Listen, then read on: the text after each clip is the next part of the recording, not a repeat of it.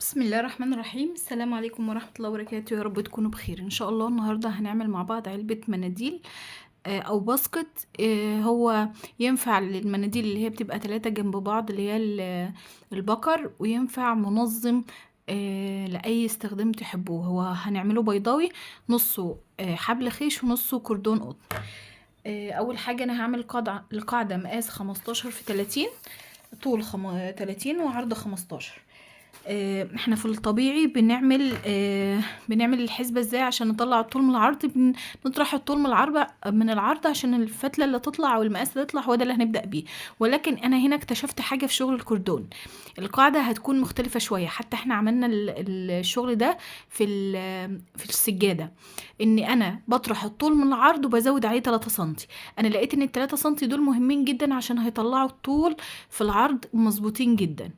انا كنت الاول بطرح الطول من العرض، يعني مثلا 15 30 ناقص 15 بيساوي 15، فانا كنت بعمل ب15. ما كانش بتطلع المقاس مظبوط بالظبط. فانا دلوقتي زودت 3 سنتي. هنمشي بنفس التكنيك ده في كل حاجه، في اي قاعده بيضاوي، في اي بورتافيه، في اي شنطه، في اي حاجه هنزود. نطرح الطول من العرض ونزود 3 سنتي، هيطلع المقاس بتاع القاعده اللي انتم محتاجينه مظبوط بالظبط. فانا اعمل الباسكت 15 في 30، فهقيس ال15 وهزود عليهم كمان 3 سنتي فهيبقى 18. فانا هبدأ بفتلة طولها 18 سنتي، واتأكد ان انا تنيت والفتلة برضو طولها 18 سنتي، ان انا بتني الفتلة على 2 او مجوز كده، واتأكد ان هي قبل ما اخيط ان هي طولها 18 سنتي.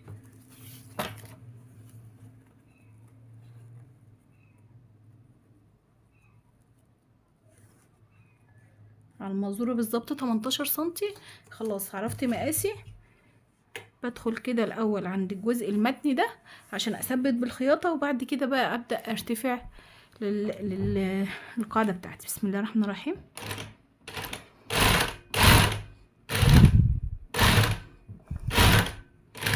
بشتغل من الاول من الجزء اللي هو المجوز ده، وبعدين ارجع اشتغل تاني اللي هي الفتلة الطويلة على اليمين والفتلة القصيرة على الشمال.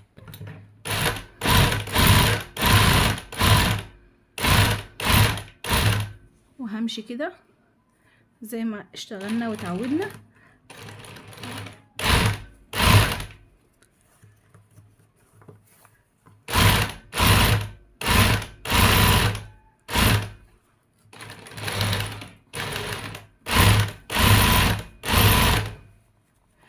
وهفضل ارتفع لغاية ما تبقى القاعدة عندي عرضها 15 سنتي وطولها 30 سنتي.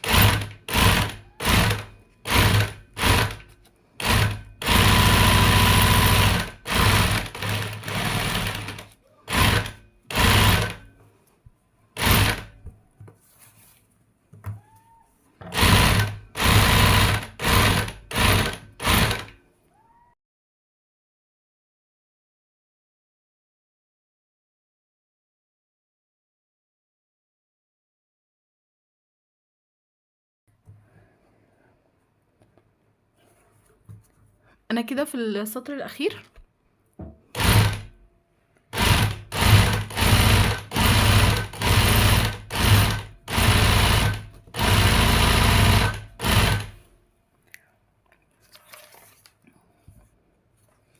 اخر لفة هتكون معايا اللي هلفها دي.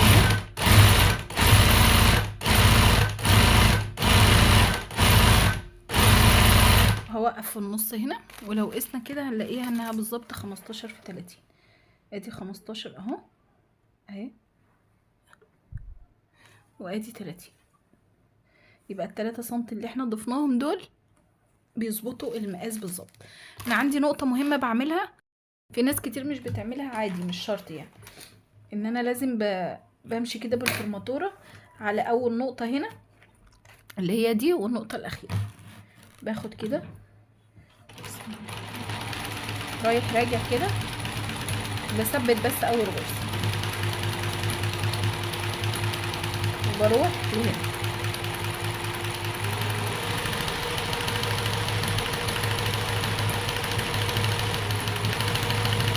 ممكن ما تعملوهاش عادي لو مش متوفرة الفرماتورة يعني، بس هي انا بالنسبة لي بعملها ومهمة بالنسبة لي. بعد كده بقى هبدأ ارتفع للارتفاع للباسكت بتاعي او المنظم. بصوا بقى، انا هنا عايزاه هعمل اللي بالحبل الخيش ده مقاس 6 سم، فانا هرتفع لغايه مقاس 6 سم. بعمل ايه؟ ببدأ ان انا الاول ارفع بايدي كده ده الجزء ده اول سطر، بحيث ان انا لو تنيت كده على طول مش هعرف، فمش هتعرف تبقى يعني مش هتلم البيضاوي لفوق. فانا بعمل كده، برتفع كده بايدي كده، بحيث ان انا اعمل الحرف ده. هيبان دلوقتي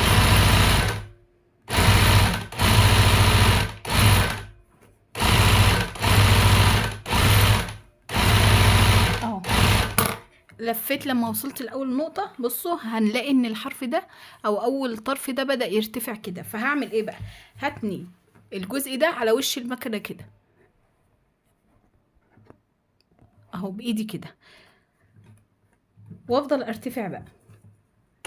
هوريكم من هنا اهو.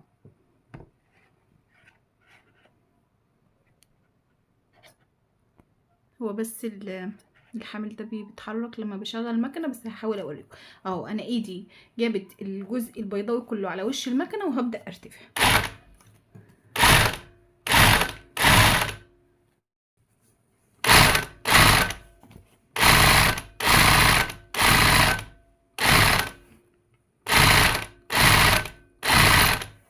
الايد اليمين ماسكه الخيط شداه جامد، والايد الشمال جايبه الجزء البيضاوي ده على وش المكنه، زنقاه كده على الوش بتاع المكنه بالشكل ده كده اهو، عشان تطلع البيضاوي ملموم معايا، ما يبقاش مفروض.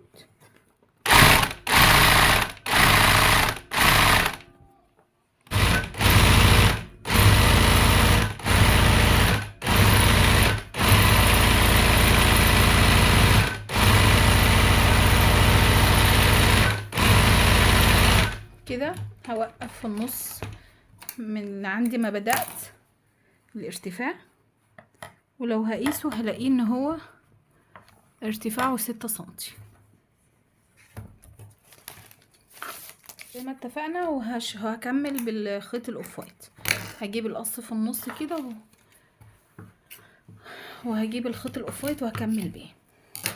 الفتله اللي انا قصيتها دي اللي هي بتاعه البدايه، بجيب فتله صغيره كده من الخيط اللي انا شغاله فيه، بلفها كده عشان الفتله ما تفكش مني، وابدا شغل جديد والفتله مربوطه مش مفكوكه.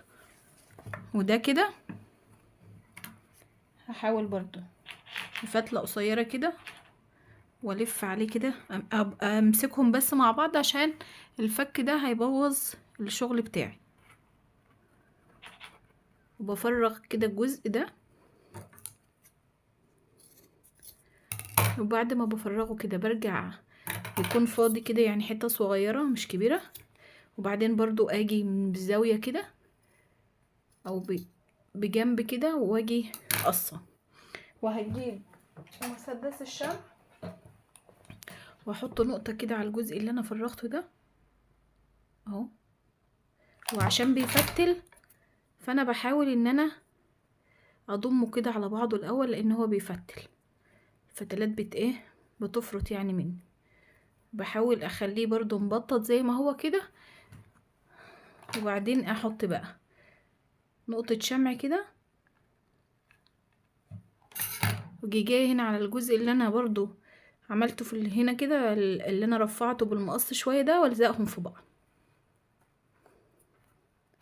وده كده طريقة التوصيل.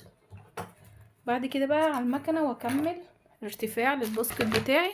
اشوف انا محتاجة مقاسه كام سنتي، وافضل ارتفع لغاية المقاس اللي انا محتاجاه. انا هرتفع 12 سنتي، فانا كده كده عاملة 6 بالحبال، وهعمل باقي ال6 بقى بالكردون القطن. بسم الله. من بداية الشغل بفضل مكملة بيها، اللي انا ببقى جايبة الباسكت كده ساند على وش المكنة على طول، ما بسيبهوش مفتوح كده. بسم الله.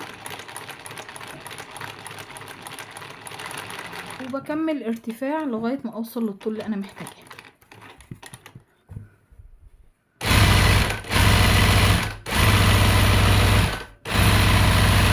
كده السطر الاخير اللي انا بشتغل فيه لغايه ما اوصل عند الوصله كده وهوقف.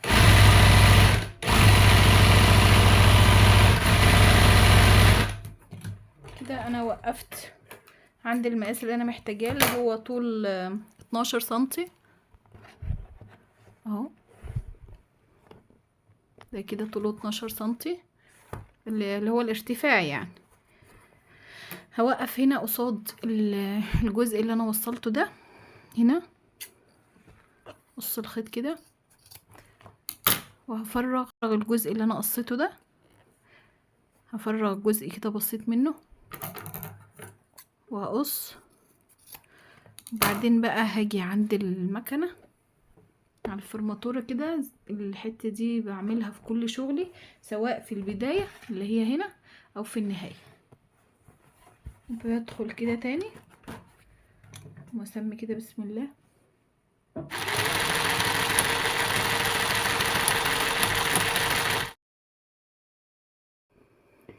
خيوط زياده من يعني بتمم طبعا على شغلي واللوجو وكل حاجه تمام. في واحد تاني زي ما قلت لكم ده بياخد 3 بكرات مناديل جنب بعض كده اللي هم الطوال دول، واحده وواحده وواحده 3، 15 في 30 القاعده وارتفعت 12 سنتي. ده عملته عملته طول 23 في عرض 14، هياخد بكرتين جنب بعض برضو الارتفاع بتاعه 12 سنتي. تمام، 2 ورا بعض كده.